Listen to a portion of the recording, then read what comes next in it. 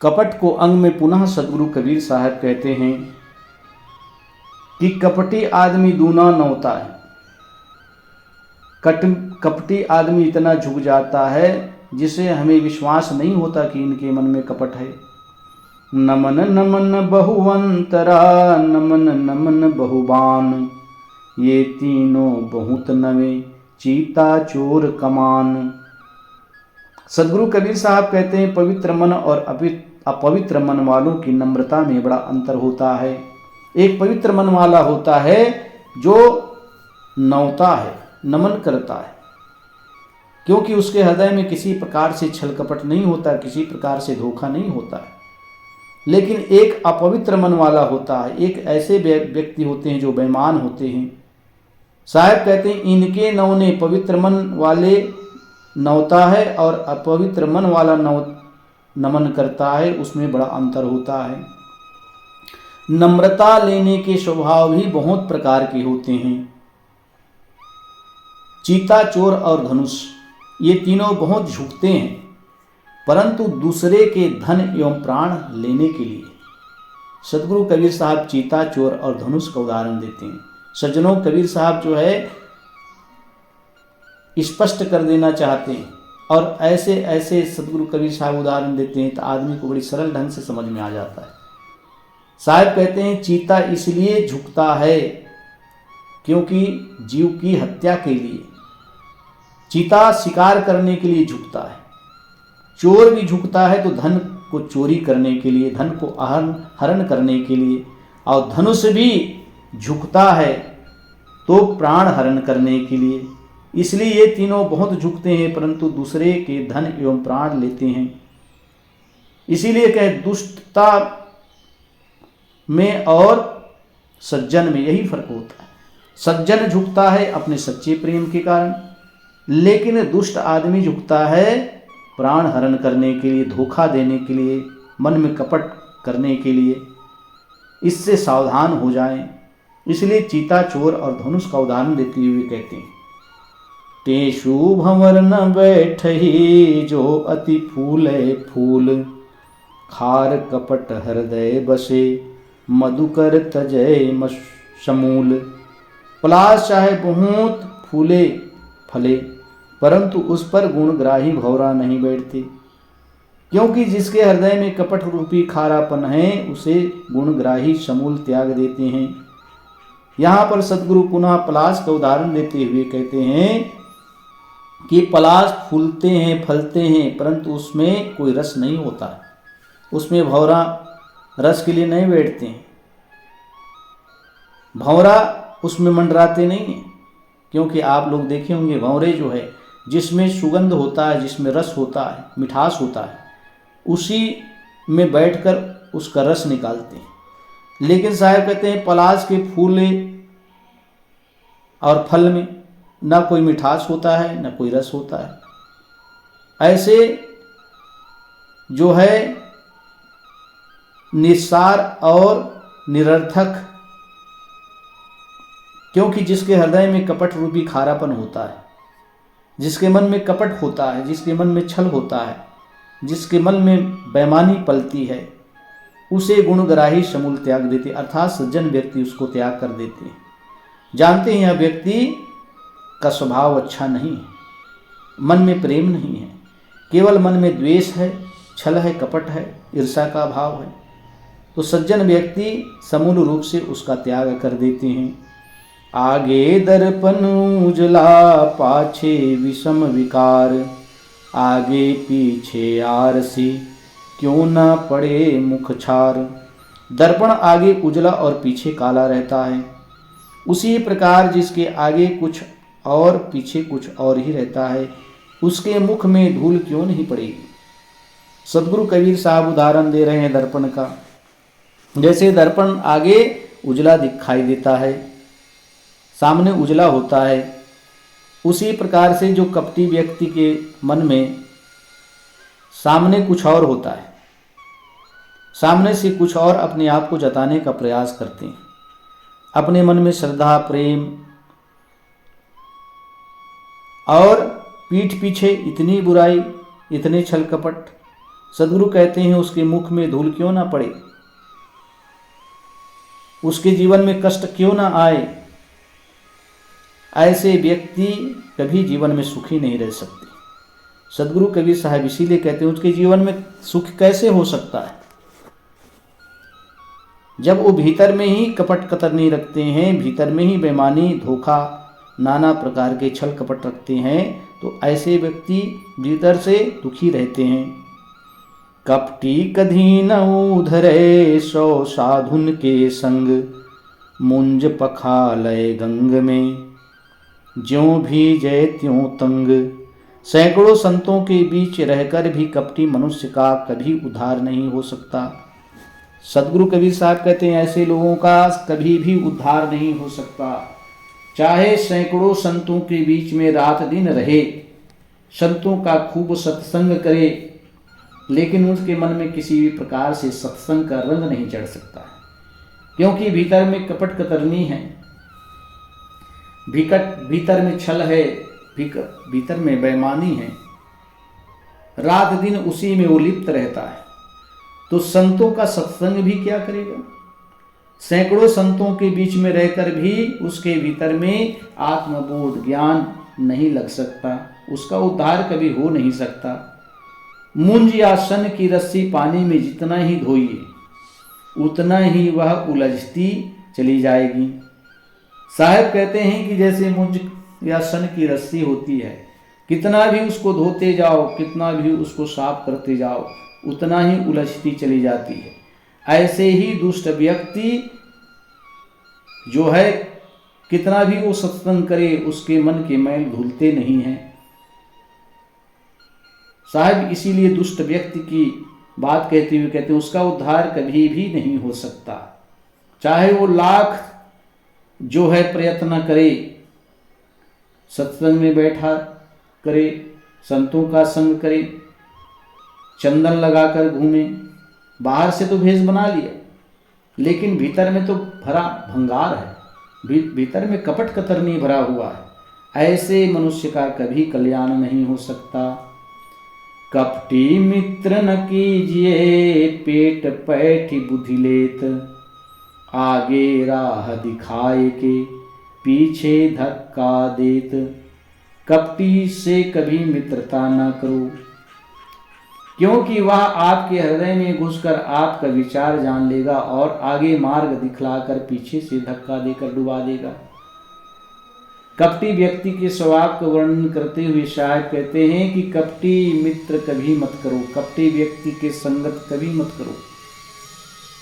कबीर साहब बारंबार कपटी व्यक्ति से मित्रता छुड़ाने की बात क्यों कह रहे हैं, कपटी व्यक्ति से सावधान क्यों कर रहे हैं, क्योंकि उसके मन में आपके प्रति द्वेष है, आपके प्रति ईर्षा है, कपट है आपके प्रति।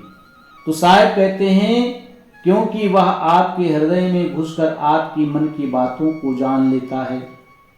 कपटी व्यक्ति आपसे अच्छी अच्छी बातें करके, आपकी सारी बातों को जानकर और आपको मार्ग दिखलाकर पीछे से वो धक्का देकर डुबा देता है।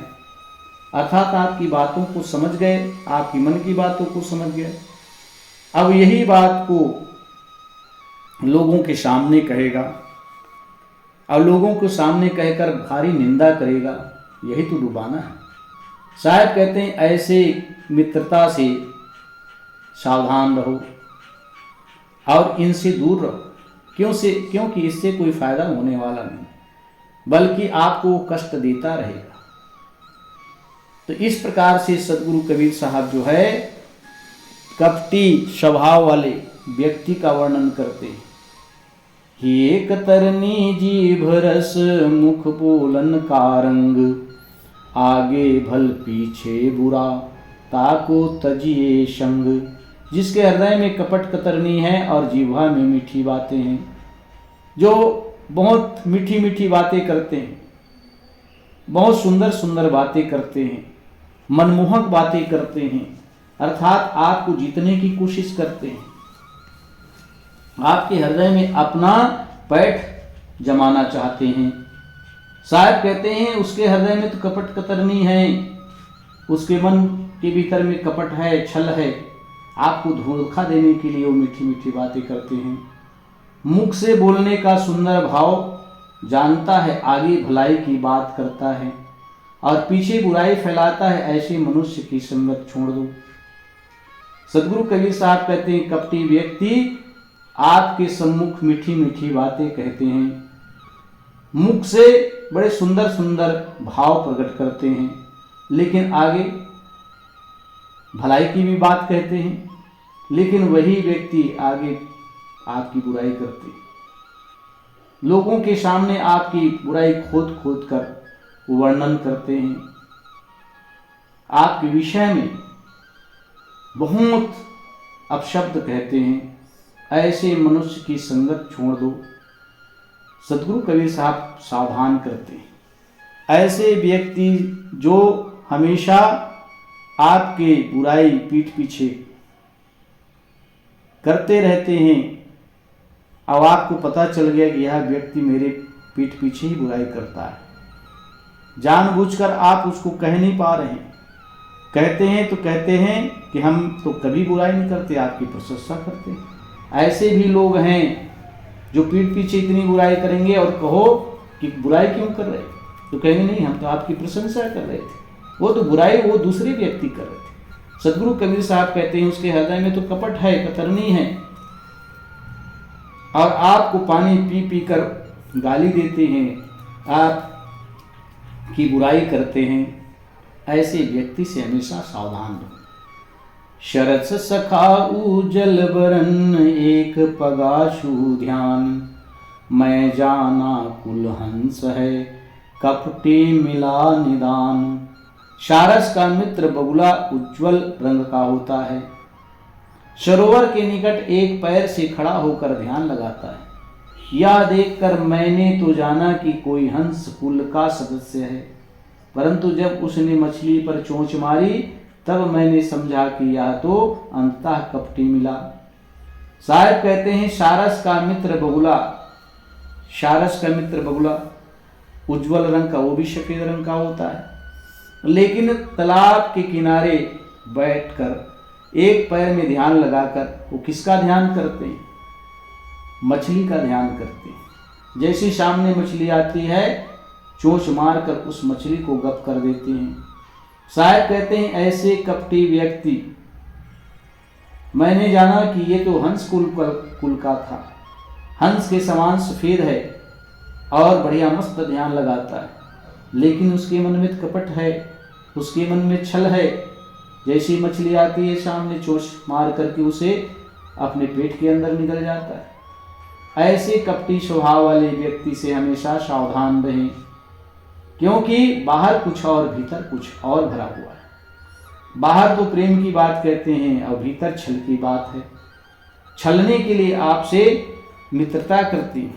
इसीलिए सदगुरु सावधान करते हैं कि हमेशा ऐसे व्यक्ति से सावधान रहो। बगुला से सावधान, बगुला के समान धोखा देने वाले हैं, मुख में मीठी मीठी बातें कहेंगे, ध्यान ऐसे लगाएंगे जैसे बहुत दिनों से तप कर रहे हैं, लेकिन मन में तो छल कपट है। ध्यान किसकी लगा रहे हैं? मछली का, बेईमानी करने का, हत्या करने का। साहब कहते हैं ऐसे लोगों से, बगुला के समान ध्यान लगाने वाले से, कपटी से सावधान रहें, क्योंकि ये धोखा ही देंगे। आपके जीवन में कभी फिर सुख शांति नहीं होगी। ज्ञानी न में गुरुमुख न में चतुर सुजान, दगाबाज दूना न में जीता चोर कमान। ज्ञानी गुरु भक्त चतुर बुद्धिमान ये सब विनम्र होते हैं। सज्जनों, विनम्र किसके अंदर होता है? ज्ञानी, जो आत्मज्ञानी हैं वो झुकते हैं, उसमें नम्रता होती है। इसीलिए जगत का कल्याण जो है ऐसे आत्मज्ञानी महापुरुषों से ही तो होता है। चाहे कितना भी कष्ट आ जाए, कितना भी दुख आ जाए, ज्ञानी कभी अहंकार नहीं करता है। लेकिन जो विद्या का अहंकार जिसके मन में आ गया वह ज्ञानी कैसे हो सकता है? वह मात्र जो है दिखावा ज्ञानी है। इसलिए साहब कहते हैं कि जो आत्मज्ञानी महापुरुष हैं उसके अंदर कभी भी अहंकार नहीं होता, उसके अंदर नम्रता होती है। और जो गुरु भक्त हैं, संतों के भक्त हैं, गुरु के भक्त हैं, उनके भीतर में किसी प्रकार से भी अहंकार नहीं होता, न धन का अहंकार होता है, न पद प्रतिष्ठा का अहंकार होता है। वो तो गुरु की भक्ति में लगे रहते हैं। वो दूर रहते हैं तो छल कपट करने वाले से दूर रहते हैं, बेईमानी करने वाले से दूर रहते हैं। चतुर बुद्धिमान, जो चतुर होते हैं, चालाक होते हैं, वो भी नम्र होते हैं, अबुद्धिमान वो भी नम्र होते हैं। परंतु सदगुरु कबीर साहब कहते हैं चीता, चोर और धनुष ये तीनों दगाबाज होते हैं, ये दूना न होते हैं। धोखेबाजों के झुकने पर उनसे सावधान हो जाओ, अन्यथा वे घात करेंगे। शायद कहते हैं चीता न होता है तो प्राण हरण करने के लिए, चोर न होता है तो धन को हरण करने के लिए, और धनुष न होता है तो प्राण घात करने के लिए। इसी प्रकार से दुष्ट व्यक्ति का स्वभाव होता है। दुष्ट व्यक्ति जान लो बहुत नौते हैं तो समझ लो उसके अंदर दुष्टता है। लेकिन ज्ञानी, गुरु भक्त, चतुर, बुद्धिमान ये नौते हैं तो विनम्र स्वभाव के होते हैं। इनके अंदर दिल में सच्चाई होती है, किसी प्रकार से छल कपट लोभ लालच नहीं होती। तो सज्जनों, सदगुरु कबीर साहब जो है कपट व्यक्ति की बात कहते हुए सबको सावधान करते हैं। ऐसे कपटी से सावधान रहो, कभी मित्रता न करो, उनके घर कभी ना जाओ जो कपट मन में रखते हैं। आपके प्रति ईर्ष्या का भाव है, आपके प्रति द्वेष का भाव है, बाहर दिखावा कुछ और करते हैं और भीतर कुछ और है। ऐसे लोगों से हमेशा सावधान रहो और दूर रहो।